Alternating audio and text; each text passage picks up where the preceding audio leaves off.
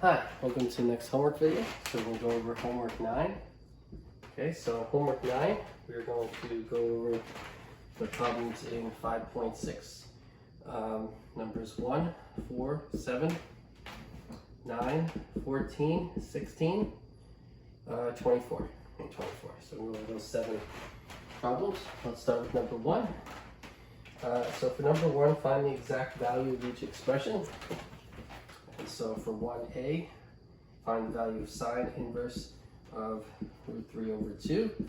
And so that's equal to pi over 3, because sine of pi over 3 is equal to root 3 over 2. Okay, pi over 3 radians is 60 degrees. Sine of 60 degrees is root 3 over 2. So because sine of pi over 3 is root 3 over 2, sine inverse of root 3 over 2 is pi over 3. B, cosine inverse of negative 1 equals blank, because cosine of blank is equal to negative 1. So cosine of cosine, the inverse function of cosine, we start with the cosine graph from 0 to pi. And so cosine of pi is equal to negative 1. And so since cosine of pi is negative 1, that means cosine inverse of negative 1 is pi, right? In order to define cosine inverse, we use the domain, we set the domain of cosine to be from 0 to pi. And so we need a value from 0 to pi that cosine sends to negative 1. And that value is pi, okay? Cosine of pi is negative 1, so cosine inverse of negative 1 is pi. That's number 1. Number 4, that's number 1. Next one is number 4.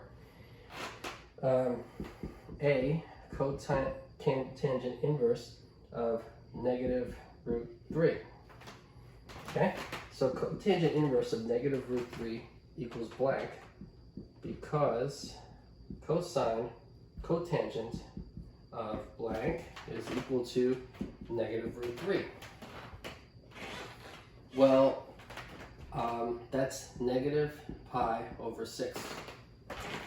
Okay, cotangent of negative pi over 6 is negative root 3. Okay, so the cotangent,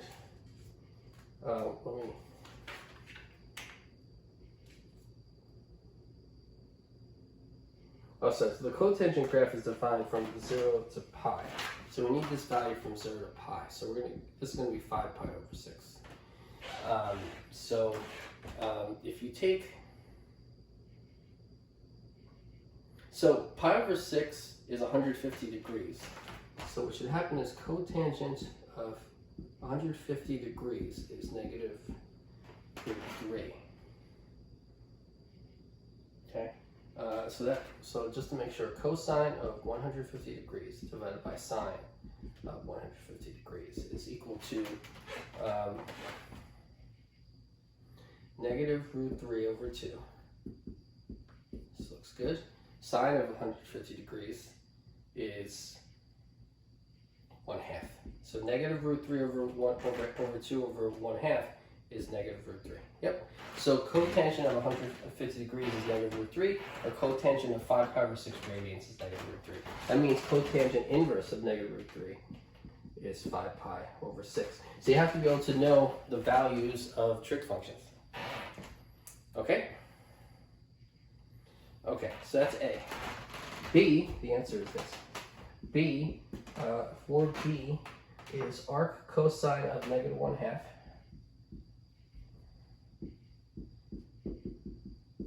equals what? Arc cosine of negative 1/2 equals what? And so that was just checking to make sure I was right. It was. Arc cosine of negative 1/2 equals what? Because cosine of what equals negative 1/2. Okay, so again, we'll define the cosine inverse graph by restricting the domain of cosine from 0 to pi. So we need something from 0 to pi that cosine maps to negative 1. And so that's just 120 degrees. which is, so pi over 6 is 30 degrees, and so 120 degrees is 4 pi over 6, so that's 2 pi over 3 radians. Okay, so that's 120 degrees. Cosine of 120 degrees is negative 1/2. Okay, so cosine of 2 pi over 3 is negative 1/2, so our cosine, which is cosine inverse, our cosine of negative 1/2 is 2 pi over 3. Okay, that's the reason. So you have to know the values of trig functions. You have to know where cosine attains a value of negative 1/2. Okay, so that's numbers 1 and 4.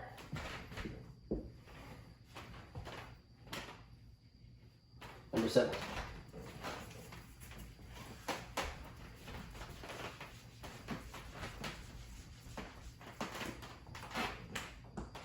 Okay, so number 7, prove. Once you hear the word prove, everyone gets scared. Okay, prove that cosine of sine inverse x is equal to the square root of 1 minus x squared. Okay, prove that cosine of sine inverse of x is equal to the square root of 1 minus x squared. Okay, so to do that, let's look at a triangle. Okay, here's a right triangle. Here's theta. Let's make theta cosine inverse of x. And so sine, if sine inverse of x is equal to theta, that means sine of theta is equal to x. Okay, well, sine theta is equal to x. Remember, by SOHCAHTOA, the SOH part says that sine is the ratio of the opposite leg over the hypotenuse to the angle. So sine theta is x, which is x over 1. So the ratio of the opposite sides of the hypotenuse is x over 1. So we would say the opposite leg is length x and the hypotenuse is length 1. By the Pythagorean theorem, this squared plus this squared is 1. So if you take the square root of 1 minus x squared as the length of this other leg, the Pythagorean theorem will say this squared plus this squared is 1. Okay? So this is cosine of theta is equal to the square root of 1 minus x squared. Well, cosine of cosine of sine inverse x is equal to cosine of theta. And cosine of theta is equal to, by SOHCAHTOA, it's the ratio of the adjacent leg over the hypotenuse. Well, the adjacent leg is length is the square root of 1 minus x squared, divided by the length of the hypotenuse, which is 1. And so that's equal to the square root of 1 minus x squared. So I just proved this cosine of sine inverse of x is equal to the square root of 1 minus x squared. Okay, what's the proof? Okay, there we go. Okay, so that's number 7. Next is number 9.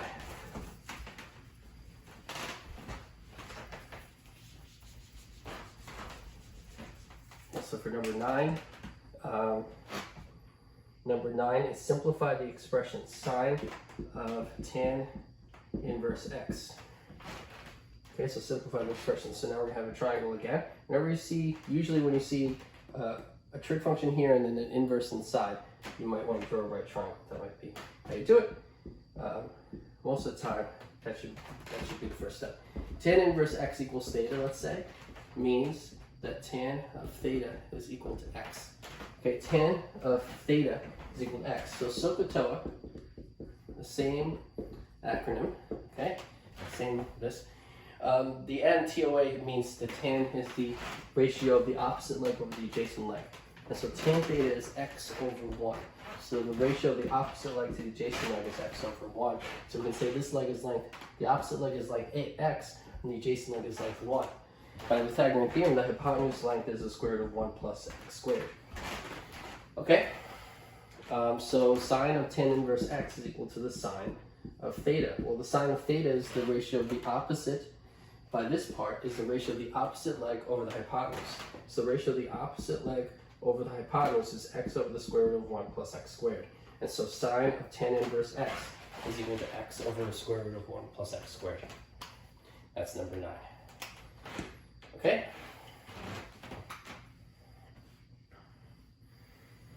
Okay, good. That's number 9.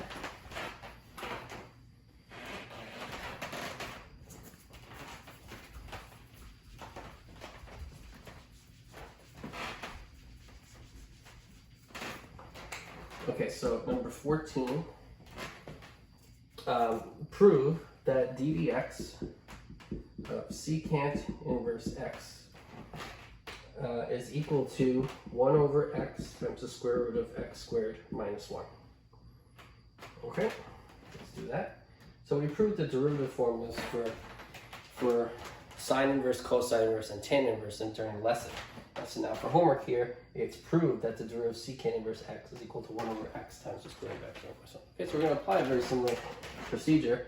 Let theta equal secant inverse x.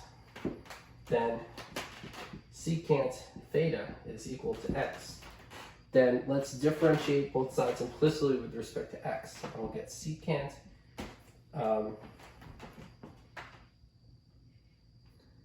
secant theta tan theta times d theta dx is equal to derivative of x, which is 1. Okay? So that means that d theta dx is equal to 1 over secant theta tan theta. Okay, just as a note, if you take the d dx of secant x, it's equal to secant x tan x. And so that means here when we took d theta of secant theta, d dx of secant theta, you got secant theta tan theta times d theta dx using the chain rule. So that equals 1. Okay, so now what's 1 over secant theta tan theta?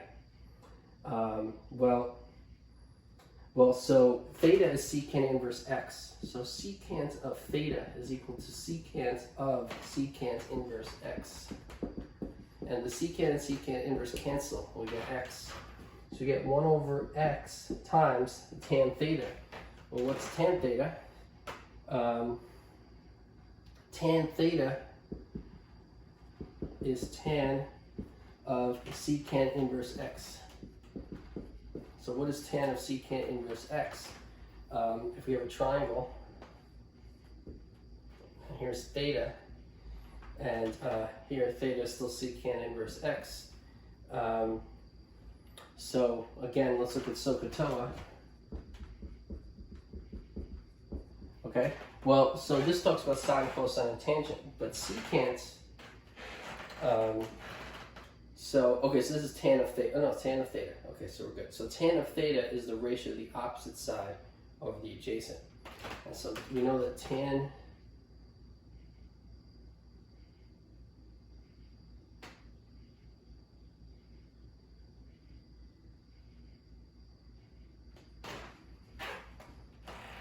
we know secant, since secant inverse x equals theta, we know secant theta equals x. Okay? So secant theta is we have to do the cosine here. Cosine and secant are reciprocals. So cosine is adjacent over hypotenuse. Secant is going to be the opposite. Secant is going to be hypotenuse over adjacent. So x, which is x over 1, is adjacent, is hypotenuse over adjacent. It's the switch. The secant is reciprocal. So you switch them, and you get x over 1 here. And then this is the square root of 1 minus x squared by the Pythagorean theorem. The square root of x squared minus 1 by the Pythagorean theorem. This squared plus this squared is that squared. So that length is the square root of x squared minus 1. So now if we want tan of theta, right? Tan of theta is equal to the opposite side over the adjacent side, which is the square root of x squared minus 1 over 1, which is the square root of x squared minus 1. So you can replace secant theta with x, and you can replace tan theta with the square root of x squared minus 1. So d theta dx is 1 over x times the square root of x squared minus 1. D theta dx is d dx of theta, but theta was secant inverse x. And so d dx of secant inverse x is equal to 1 over x times the square root of x squared minus 1. d dx of secant inverse x is 1 over x times the square root of x squared minus 1. And we proved it right there. And it's done. 14 is done. Okay, so that's 14. And so let's keep going. So for number 16,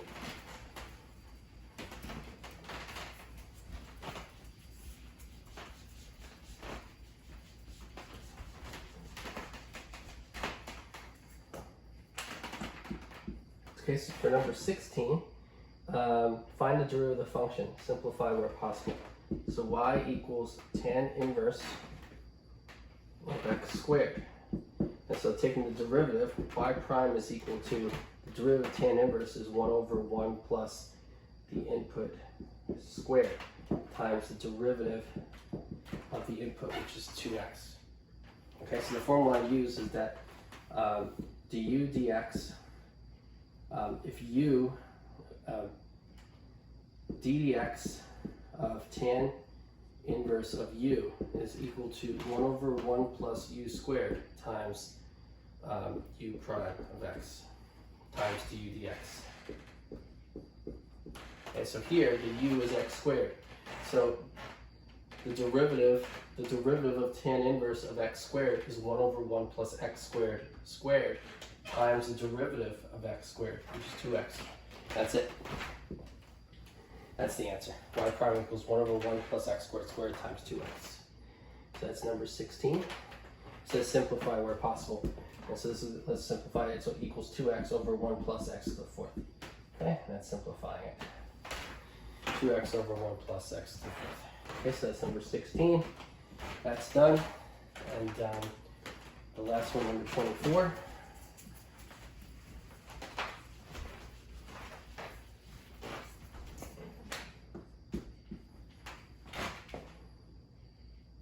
Find the derivative of the function, simplify where possible. So for number 24, we have y equals cosine inverse of sine inverse t.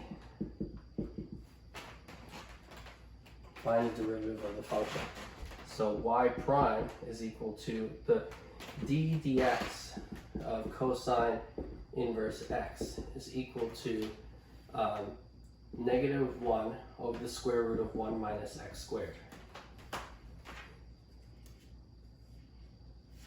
Let me just check. Yep, good. Okay. So we have that. Now, if you take dx of cosine inverse u, where u is a function of x, you get negative 1 over the square root of 1 minus u squared times du dx. So here, where u is sine inverse t, y prime is negative 1 over the square root of 1 minus sine inverse t squared times the derivative of sine inverse t times d dt of sine inverse t. And so that's equal to negative 1 over the square root of 1 minus the quantity sine inverse t squared times the derivative of sine inverse t. And the derivative of sine inverse t is 1 over the square root of 1 minus t squared. And that's it. And that's the answer. So y prime is equal to that. Right, so a reminder, we use this formula, and over here I used the formula d dx, in this case it's t instead of x, d dx of sine inverse x is equal to 1 over the square root of 1 minus x squared. Okay, and so I use that over here, except with t. So d dt of sine inverse t is equal to 1 over the square root of 1 minus t squared. Okay, and that's y prime. And so now we found the derivative of that function y equals cosine inverse of sine inverse t. Okay, and that's it.